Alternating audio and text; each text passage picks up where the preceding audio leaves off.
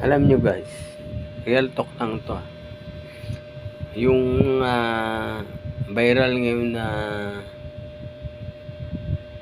Inoue versus Casimero, yan talagang dapat ikasa. Pero real talk lang to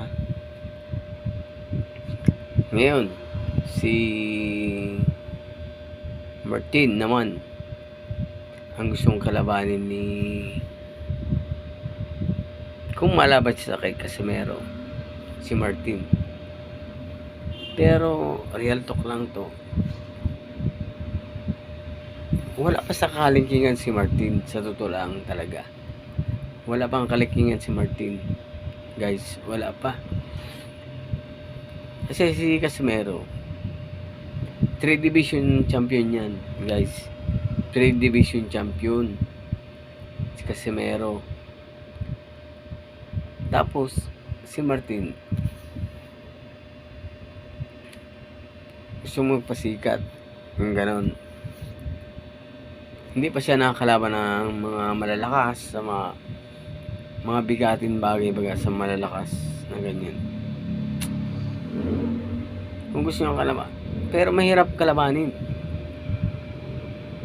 Pero kung maglaban silang dalawa ni Casimero at Martin,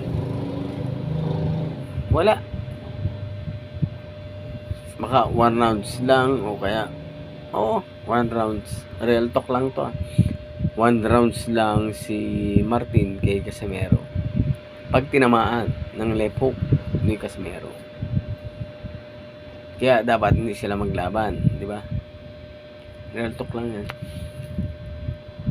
Kasi si General Casimero, marami nang pinagdaanan yan, lahat guys. Si Casimero, inano na lahat ng bansa, lahat talagang sinugod niya, lahat ng bansa. Pero mahirap talaga, kasi napapanood ko dito sa YouTube, puro silang nag-aaway niya si Martin. Pero wala sa kalingkingan yan. Ganun lang yan easy fight lang yan, yung kunting lang yan. Pag silang naglapat, pero hindi mangyayari yun, mahirap. Hindi tatagal si Martin kay Casimero, sa totoo lang. Hindi tatagal. Sa totoo lang. Yun ang lang. Hindi tatagal yun. Mahirap yan. May pang iba na lang kalabanin niya, wag na si Cuadro Alas. Okay yan guys, maghanap na lang siyang ibang kalaban. Hindi na, kasi may tulog siya dun. Mahirap na. Yun lang guys, thank you.